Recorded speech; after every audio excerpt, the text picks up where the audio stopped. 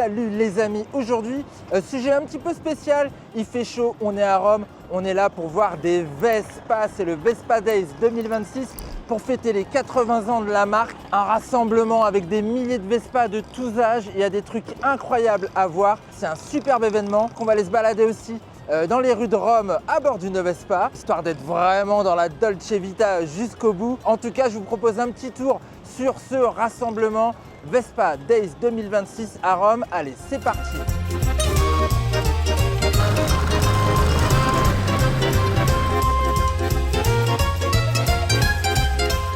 Et là voilà cette Vespa du 80e anniversaire, l'Edizione Ottantissimo, avec une couleur un petit peu acier brut, le vert pour venir contraster. Vous avez vu le 0, c'est un petit boulon pour rappeler justement que c'est de la fabrication un petit peu artisanale, hein, toujours un Vespa, bien évidemment. Monocoque en acier, joli hein, avec le petit capot de selle. On aime bien, la base c'est une GTS 310, c'est le haut de gamme, hein. Elle est assez jolie. Ah, ils ont sorti quelques beaux trucs également du musée de Pontedera. Là, on a la version plutôt armée, hein, avec le lance je sais pas quoi, mais ça doit pas être très gentil. Ça, c'est magnifique. Vespa 150 M4 Panauto. Et forcément, une large partie pour tous les petits concours de vitesse. Ça, c'était habituel dans les années 50-60. Pour exister, il fallait établir des records. Petite dinguerie hein, celle-ci. Hein. Là aussi on est sur le sport, on est en 1947, donc c'est juste un an après la création de la première Vespa. Je suis fou du chocolat Lanvin.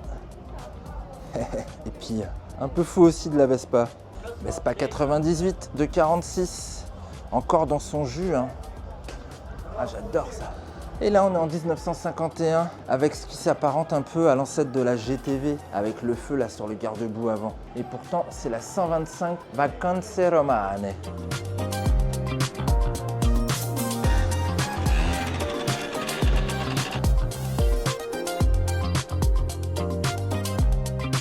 Ah, Vespa, c'est une icône, hein. C'est la Dolce Vita, racontée au travers de ces images noires et blancs qu'on trouve un petit peu partout sur l'expo dans le village. J'aime bien cette partie moi, années 70. Parce que bizarrement je suis né dans les 70s. Ah les bad boys de Naples. C'est ça l'Italie. Une Fiat Uno, une Vespa et du linge pendu aux fenêtres. Toutes les gammes actuelles, ça en fait pas mal quand même. La fameuse Officina 8, une Sprint S, Sprint Primavera. Wow, c'est la dinguerie ça, avec le coloris kaki, j'adore. J'étais super sport. Celle-là, je crois que c'est une de mes préférées. Moi, dès qu'il y a le feu déporté sur la roue avant, j'adore. Et ça, c'est la GTV Officina 8, comment on dit? Ocho? Je sais plus. Wow, ça, c'est méchant tout en noir.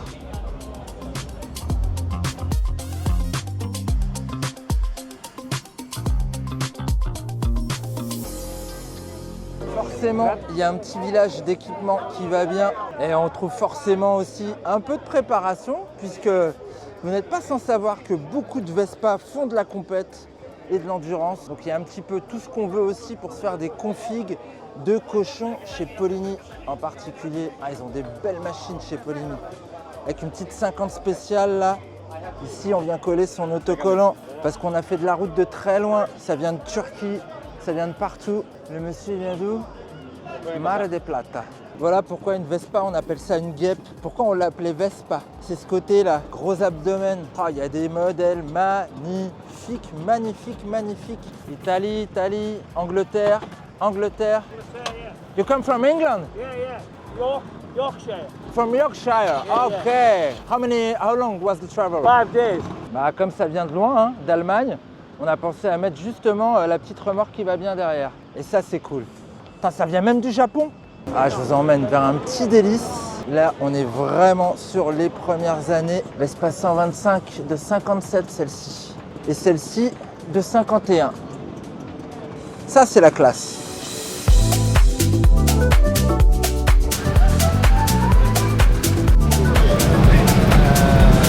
Bah, il y en a un petit peu quand même. Hein.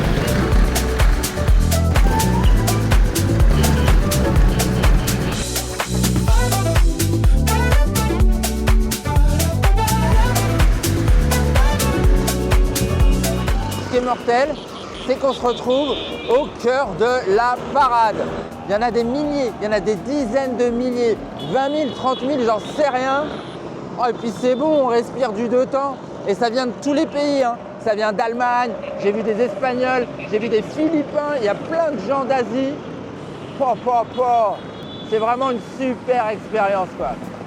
C'est Vespa au cœur de Rome.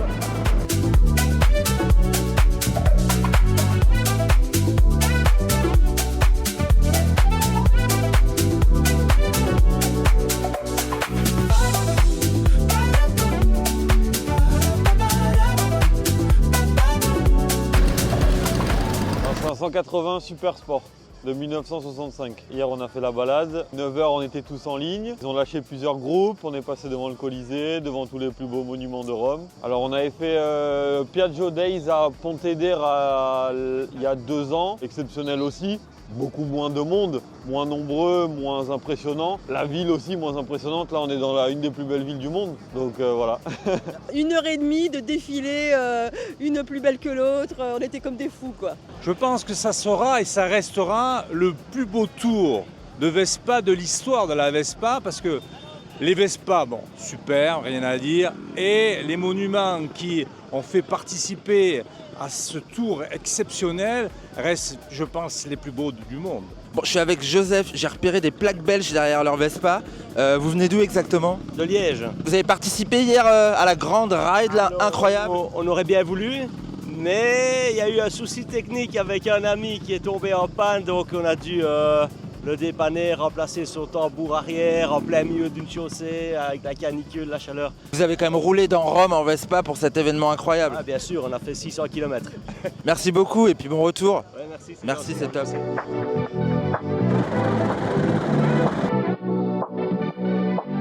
Là, on est sur le championnat du monde de Gymkhana, les copains.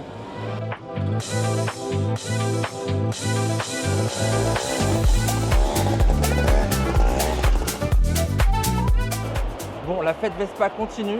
Je vais vous montrer un truc, vous n'êtes pas prêts. Tous ces gens là, attention, retournement de caméra, ils sont tous venus pour voir des belles Vespa. Non, c'est pas vrai, on est au Stadio Olimpico. Juste à côté, il y a justement tout l'événement Vespa et en même temps, il y a un concert d'une star locale, c'est Tiziano Ferro. Bah, je sais pas si vous connaissez en France, mais ici ils adorent. Hein.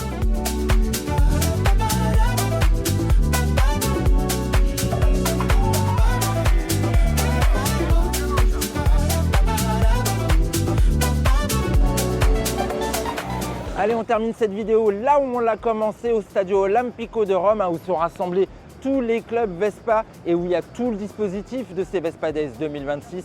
C'était incroyable. 25 000 Vespa dans les rues de Rome hier. C'était incroyable, la passion par rapport à ce véhicule. Je comprends la demande qui a été faite au niveau de l'UNESCO, hein, que ce soit patrimoine protégé justement, comme la Fiat 500 d'ailleurs. Il y a toute légitimité avec les Vespa, dont la filiation, je trouve, est indiscutable entre les premiers modèles de 46 et ceux d'aujourd'hui. Il y en a quand même 20 millions de produits dans le monde. C'est pour dire l'engouement autour de ce véhicule propre à la Dolce Vita, propre à plein de choses, puisqu'on a plein de versions différentes, des sportives, des athlées, des anciennes, des nouvelles. J'ai vu des choses incroyables. J'espère que vous avez vécu avec moi cette expérience Vespa Days 2026. On se retrouve sur la chaîne pour une prochaine vidéo. Je vous dis à très bientôt. Ciao, je suis à Rome, je peux le dire là. Ciao, ciao.